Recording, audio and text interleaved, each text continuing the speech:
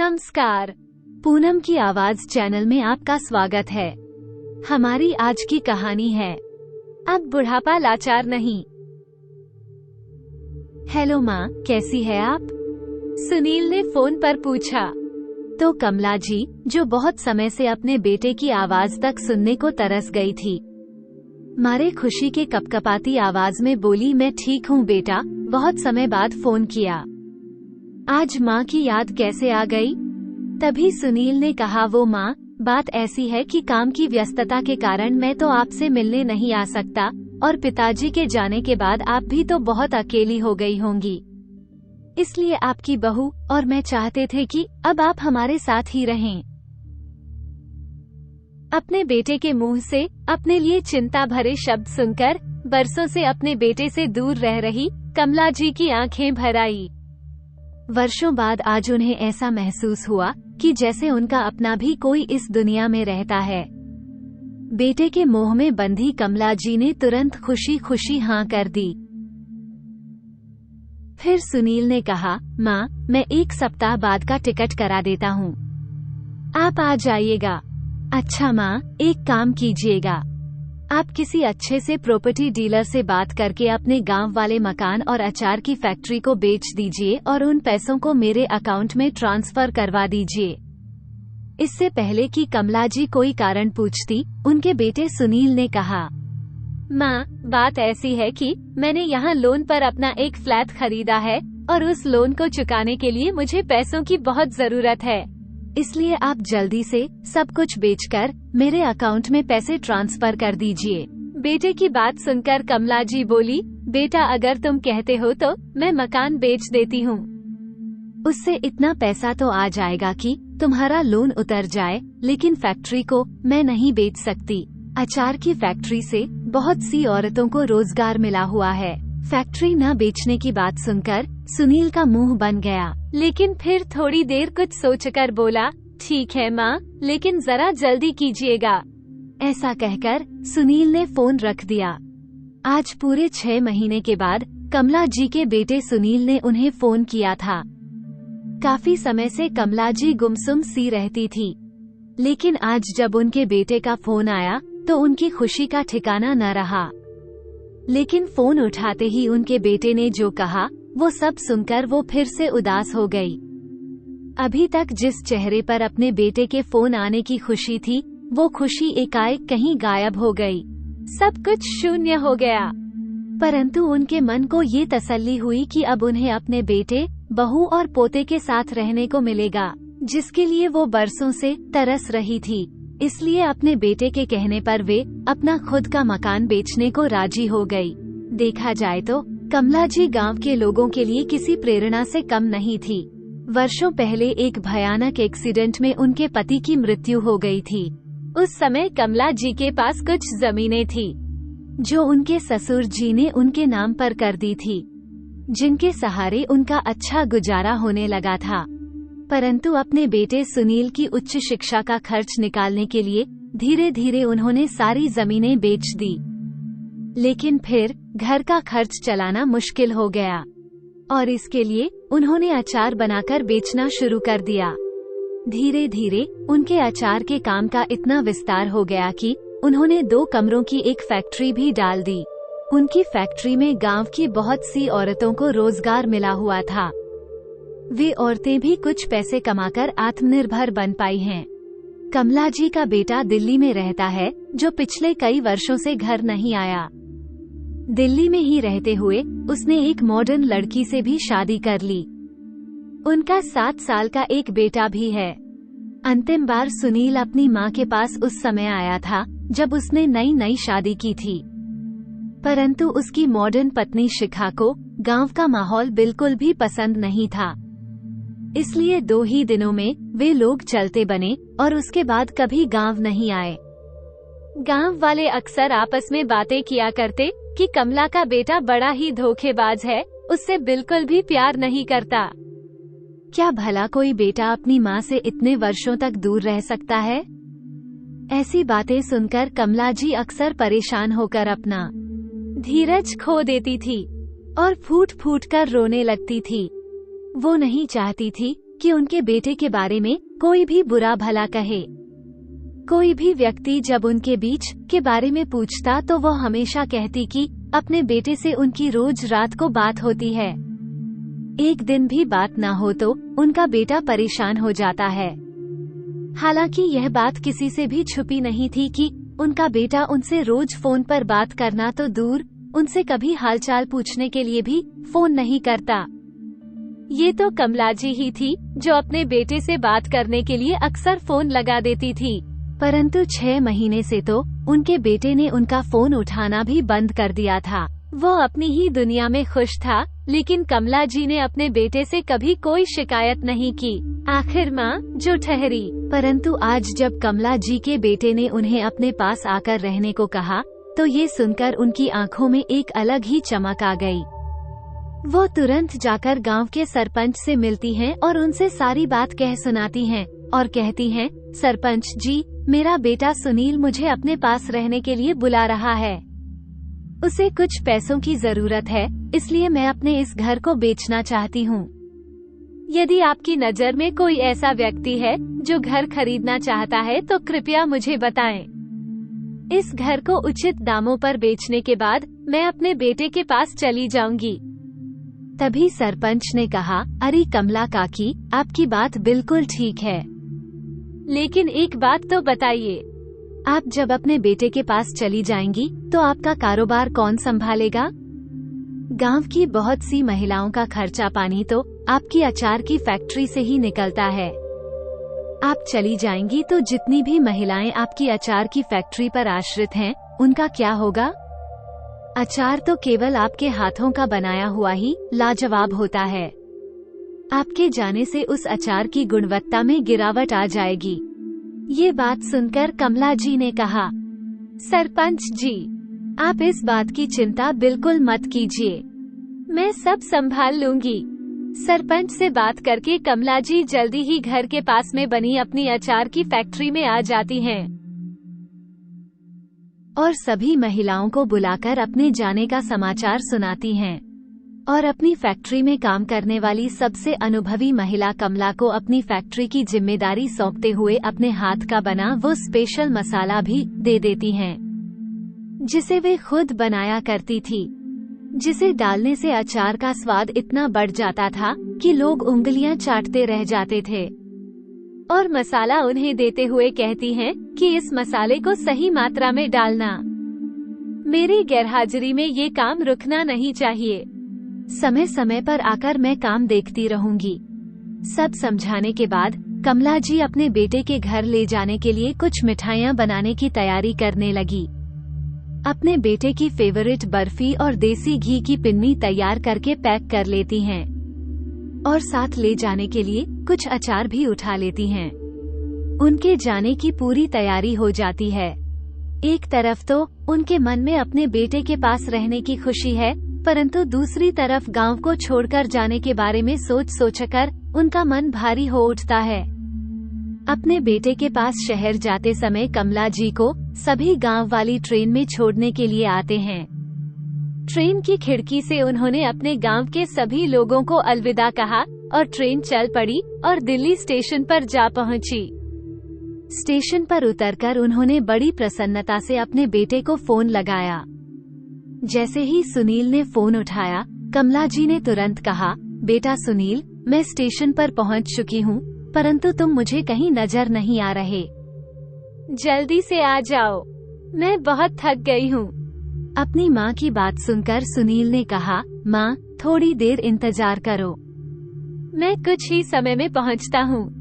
सुनील अपनी पत्नी शिखा के साथ उस समय एक पार्टी में था। जैसे ही आने लगा तो उसी समय उसकी पत्नी ने कहा, मेरी सहेली की एंगेजमेंट पार्टी से इतनी जल्दी हम वापस चले जाएंगे तो वो बुरा मान जाएगी। माँ जी को थोड़ी देर में ले आना। उधर कमला जी इंतजार करते करते थक कर चूर हो गई, लेकिन सुनील का कुछ अता पता नहीं था। थोड़ी देर बाद फिर से फोन लगाया, लेकिन सुनील ने फोन उठाकर कहा, माँ मैं अभी बिजी हूँ, इसलिए आने में थोड़ी देर हो जाएगी। मैं आपको एड्रेस बता देता हूँ, आप खुद ही ऑटो करके घर पहुँच जाइए। ऐसा कहते हुए सुनील ने फोन काट दिया। बेटे का स्पष्ट सा जवाब सुनकर कमला जी के चेहरे पर थकान के साथ साथ निराशा के भाव भी आ गए। बच्चों से मिलने की उत्सुकता वहीं की वहीं धरी रह गई और मन ही मन सोचने लगी कि मैंने तो सोचा था कि जब मैं स्टेशन पर पहुंचेंगी तो बच्चे मुझे लेने आ जाएंगे और दौड़कर मुझसे गले मिलेंगे, लेकिन यहाँ तो अब मैं कहाँ भटकूं? कैसे उसके घर तक पहुँचूं? ये सोचकर वो घबराने लगी और फिर हिम्मत करके तेजी से कदम बढ़ाकर ऑटो तक पहुंची। ऑटो वाले से दिए गए पते पर ले जाने को कहा तो ऑटो वाले ने कहा, माँ जी मैं आपको छोड़ देता हूँ। कमला जी जल्दी से ऑटो में बैठकर अपने बेटे के घर की तरफ रवाना हो गई। करीब आधे घंटे के बाद वो सुनील के फ्लैट तक पहुंच गई। लेकिन मुसीबत यहीं खत्म नहीं हुई। सुनील बिल्डिंग के चौथे फ्लोर पर रहता था और उस दिन लिफ्ट भी बंद पड़ी थी। शायद किसी तकनीकी खराबी के कारण अटक गई थी। कमला जी का सामान भी बहुत ज्यादा था, जिसे लेकर चौथे फ्लोर तक जाना उनके लिए बहुत मुश्किल था। तभी ऑटो वाले को उन पर दया आ गई और बोला, माँ जी लाइए, आपका सामान मैं ऊपर तक चढ़ा देता हूँ। ऑटो ड्राइवर ने तुरंत सारा सामान चौथे फ्लोर तक पहुँचा दिया। कमला जी ने उसे ढेरों आशीर्वाद दी और डोर बेल बजाई। अब तक उनके बेटा बहू भी घर पर आ चुके थे। कमला जी के बेटे सुनील ने दरवाजा खोला तो इतने समय बाद अपने बेटे को देखते ही उनके चेहरे पर खुशी भरी चमक आ गई। इससे पहले कि वे कुछ बोलती, जोर जोर से कुत्ते के भौंकने की आवाज आने लगी। कमला जी जोर जोर से चिल्लाने लगी और हड़बड़ाकर दरवाजे से बाहर निकल आई। यह क्या सुनील, तुमने घर में कुत्ता पाला हुआ है? तभी पीछे से कमला जी का पोता अंकुर आया और बोला, दादी माँ एक कुत्ता नहीं, हमारे घर में दो कुत्ते हैं। कमला जी और भी ज्यादा घबरा गई, क्योंकि उन्हें कुत्तों से बहुत डर लगता था। उसी समय सुनील बोला, माँ घबराओ मत, ये दोनों आपको कुछ नहीं कहेंगे। बेटा तुम्हें पता है मुझे कुत्तों से कितना डर लगता है। बहुत वर्षों पहले मुझे एक कुत्ते ने काटा था, तब मुझे बहुत से इंजेक्शन लगवाने पड़े थे। न बाबा, मैं तो यहाँ नहीं रह सकती, मैं तो आज ही अपने घर वापस चली जाऊंगी। इतनी बात सुनकर उनकी बहू कमरे से बाहर निकली और कुत्तों को रस्सी से बांधते हुए बोली, माँ जी ये कुत्ते आपको बिल्कुल नुकसान नहीं पहुँचाएंगे, आप बेझिझक अंदर आइए। थोड़े दिनों में ही आपके साथ इतने घुल मिल जाएंगे कि आपको बिल्कुल तंग नहीं करेंगी। ऐसा कहते हुए वह कमला जी को अंदर लेकर आई और सोफे पर आराम से बिठाकर पानी पिलाया। इतने वर्षों बाद अपने बेटे और बहू का चेहरा देखकर कमला जी की खुशी का ठिकाना न रहा। वो तो उनकी बलाएं ही लेती जा रही थी, लेकिन कमला जी ने महसूस किया कि उनके बेटे को उनसे मिलकर कुछ ज्यादा खुशी महसूस नहीं हो रही थी। उल्टा उसका तो मुंह बना हुआ था। लेकिन कमला जी ने इन सब चीजों को नजरअंदाज करते हुए अपने चेहरे पर खुशी के भाव बनाए रखे। लेकिन सुनील को अपनी माँ से कोई सरोकार नहीं था। कमला जी गांव से बनाकर लाई हुई सारी चीजें अपनी बहू को देने लगी और सब कुछ देने के बाद अचार का डिब्बा निकालकर मेज पर रख दिया। जैसे ही अचार का डिब्बा निकाला, सुनील ओखला उठा और झुंझलाते हुए बोला, आप यहाँ भी अचार ले आई? क्या आपको नहीं मालूम कि मुझे अचार की खुशबू जरा भी पसंद नहीं है? मुझे अचार की महक तक नहीं चाहिए। अपने घर में ले जाइए और जाकर इसे बाहर फेंक दीजिए। सुनील के इतना कहने पर कमला जी ने तुरंत अचार के डिब्बे को वहाँ से उठा लिया और वापस अपने बैग में रख दिया। अभी घर पहुँचे 2 घंटे भी नहीं बीते थे कि उनकी बहू शिखा उन्हें पूरा घर दिखाने लगी और सारी जगह दिखाने के बाद उन्हें रसोई घर में ले आई और बोली, माँ जी ये हमारा रसोई घर है। सारा राशन रसोई घर में नीचे की अलमारियों में रखा है और कुत्तों के खाने पीने का सामान अलग से बने स्टोर में रखा हुआ है। ऐसा कहते हुए एक एक करके बारीकी से सारे सामान के बारे में बताने लगी कि कौन सा सामान कहाँ रखा है। कमला जी यह सोचकर हैरान थी कि उनकी बहू आते ही यह सारी बातें उन्हें क्यों समझा रही है, कौन सी चीज कहाँ रखी है, ये सब बातें क्यों बता रही है, ये बात वो समझ नहीं पा रही थी। इतने में उनका पोता अंकुर बोला, दादी, क्या आपको मालूम है कि हम 1 महीने की छुट्टियों के लिए बाहर घूमने जा रहे हैं? हम वहाँ पर खूब मस्ती करेंगे। ये बात सुनकर कमला जी प्रश्नवाचक निगाहों से अपने बेटे बहू की तरफ देखने लगी। तभी उनका पोता अंकित फिर से बोला, अरे दादी, आपको नहीं पता था क्या? तभी तो पापा मम्मी ने फोन करके आपको यहीं पर बुला लिया है ताकि हमारे जाने के बाद कुत्तों का ध्यान रखा जा सके और घर की देखभाल की जा सके। ये बात सुनकर कमला जी के पैरों तले जमीन ही खिसक गई थी। उनके आश्चर्य का ठिकाना न रहा, क्योंकि अब तक तो वो यही सोच रही थी कि उनके बेटे बहू को उनकी बहुत चिंता है, जिस कारण उन लोगों ने उन्हें यहाँ बुलाया है। वो कुत्तों से बहुत दूर रहती थी और अब तो उन्हें उनकी देखभाल करनी पड़ेगी। ये बात सोचकर कमला जी ने कहा, बेटा, तुम तो जानते हो कि मुझे कुत्तों से कितना डर लगता है, फिर भी तुम मुझे यहाँ अकेला इन कुत्तों के साथ छोड़कर जा रहे हो। मुझसे नहीं हो पाएगा ये सब काम। तभी सुनील ने अपनी माँ को समझाते हुए कहा, ये आप कैसी बातें कर रहे हैं? ये कुत्ते बस 2-4 दिन ही आपको परेशान करेंगे, उसके बाद तो इन दोनों से आपकी दोस्ती हो जाएगी। ऐसा कहते हुए सुनील अपने कमरे में चला गया। उधर बेचारी कमला जी ने तो ये सोचा था कि वो अपने बेटे बहू के साथ हंसी खुशी रहेंगी, लेकिन यहाँ तो बेटे बहू ने उन्हें अपने घर की नौकरानी बनाकर रख दिया। तभी उनकी बहू शिखा बोली, मां जी, आप यहाँ अकेली नहीं रहेंगी। काम वाली बाई तो रोज आती है, वो आपकी हर काम में मदद कर देगी। खैर, जब रात बीती और सुबह हो गई तो बेटा बहू अपने बेटे को साथ लेकर छुट्टियां मनाने के लिए सामान पैक करके निकल पड़े। अब घर में बची सिर्फ कमला जी, जो कि अकेले घर में रह गई थी, परंतु फिर भी उनके मन में एक संतुष्टि थी कि चलो काम वाली बाई तो आ ही जाएगी, तो उनका काम हल्का कर देगी।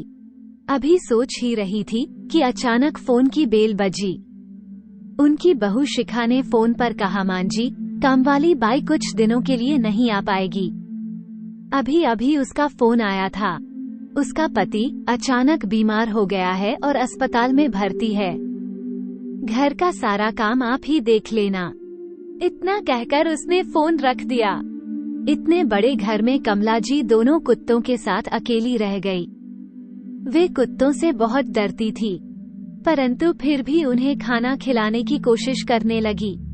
लेकिन दोनों कुत्ते अनजाना चेहरा देखकर बेकाबू होते जा रहे थे और जोर जोर से भौंक रहे थे। वे दोनों कमला जी को तंग कर रहे थे। पूरे घर में उधम मचाकर रखा हुआ था। जिस प्रकार से उनकी बहू ने उन्हें खाना देने को कहा था, वे उसी तरह से उन्हें खाना खिलाने लगी। फिर धीरे धीरे दोनों कुत्तों से उनकी दोस्ती होने लगी और कुछ ही दिनों में वे दोनों उनकी सारी बात मानने लगे और उनके साथ घुल मिल गए। शाम के समय कमला जी थोड़ी देर के लिए कुत्तों को टहलाने के लिए बाहर ले जाती थी। धीरे धीरे सोसाइटी के बहुत से लोगों के साथ उनकी जान पहचान हो गई। वे कभी कभी उन लोगों को अपने हाथ का बना हुआ अचार भी छोटे छोटे डिब्बों में डालकर दे देती थी। जब सोसाइटी के लोगों ने उनके अचार का स्वाद चखा तो सब लोगों ने उनके अचार की बहुत तारीफ की। यहाँ भी उनके अचार की मांग होने लगी, परंतु कमला जी अपने बेटे के डर से अचार नहीं बना सकती थी। एक दिन जब कमला जी अपने कुत्तों को घुमाकर लिफ्ट से ऊपर की ओर आ रही थी और जैसे ही लिफ्ट का दरवाजा खोला तो उन्होंने देखा कि बाहर फर्श पर एक खूबसूरत सी पोटली पड़ी थी। उन्हें लगा कि शायद इसमें कोई कीमती चीज हो सकती है जो किसी के हाथ से गलती से गिर गई है। ऐसा सोचकर उन्होंने उस पोटली को उठाया और जब घर जाकर उसे खोलकर देखा तो उसमें सोने के जेवर थी। ये देखकर उन्हें बड़ी हैरानी हुई। फिर कुछ सोचकर उन्होंने उस पोटली को अपने पास ही रख लिया। अगले दिन सुबह उन्हें सोसाइटी में कुछ शोरगुल की आवाज आने लगी। शोर सुनकर कमला जी बाहर निकली तो उन्होंने देखा कि एक लड़की फूट फूट कर रो रही थी और उसकी माँ उसे लगातार डांट रही थी। पूछने पर पता चला कि उसकी कुछ ही दिनों में शादी है और उसने अपने सोने के गहने कहीं गुम कर दिए हैं। ये सुनकर कमला जी उस लड़की के पास गई और उससे पूछने लगी कि तुम्हारे जेवर किस चीज में रखे थे। तो उसने बताया कि वह एक पोटली में रखे थे।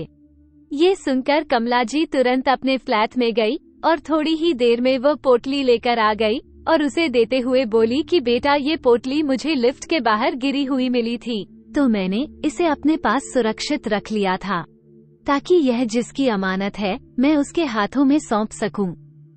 अब अपनी इस अमानत को संभाल कर रखना। कमला जी की इस सरलता और समझदारी पर सोसाइटी के सभी लोग उनसे बहुत प्रभावित हुए। अब तो उन्हें यहाँ भी बहुत अच्छा मान सम्मान दिया जाने लगा।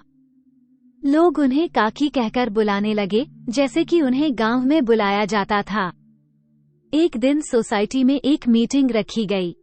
अपनी बेटी और बहू की तरफ से कमला जी उस मीटिंग को अटेंड करने चली गई। मीटिंग में सभी को ये जानकारी दी गई कि उनकी सोसाइटी में खाना बनाने की प्रतियोगिता आयोजित की जा रही है और जो भी लोग इस प्रतियोगिता में हिस्सा लेना चाहते हैं वो इसमें भाग ले सकते हैं। बस फिर क्या था, समिति के बहुत से लोगों ने उस प्रतियोगिता में भाग लिया, लेकिन कमला जी सारी बातें सुनती हुई चुपचाप बैठी रही। उन्होंने किसी से कुछ नहीं कहा। तभी सोसाइटी वालों ने कहा, अरे काकी, आप तो बहुत अच्छा अचार बनाती हैं, तो क्यों ना आप भी इस प्रतियोगिता में हिस्सा लें। इस प्रतियोगिता में जीतने वाले को 2 लाख के इनाम की राशि दी जाएगी। सोसाइटी के सभी लोगों के आग्रह किए जाने पर कमला जी प्रतियोगिता में हिस्सा लेने के लिए तैयार हो गई। प्रतियोगिता की तैयारी के लिए उन्होंने अचार बनाना शुरू कर दिया। बहुत से लोगों ने प्रतियोगिता में एक से एक तरह तरह के स्वादिष्ट व्यंजन बनाए और कमला जी ने कई प्रकार के स्वादिष्ट अचार बनाकर प्रस्तुत किए। सभी लोगों के व्यंजन बहुत स्वादिष्ट थे, लेकिन कमला जी के अचार का कोई मुकाबला नहीं कर पाया। फलस्वरूप कमला जी उस प्रतियोगिता को जीत गई। घर लौटते हुए कमला जी सोचने लगी कि आज का दिन उनके लिए कितना भाग्यशाली है। आज ही उन्होंने प्रतियोगिता में 2 लाख जीते हैं और आज ही उनके बेटा बहू छुट्टियां मनाकर घर वापस लौट रहे हैं।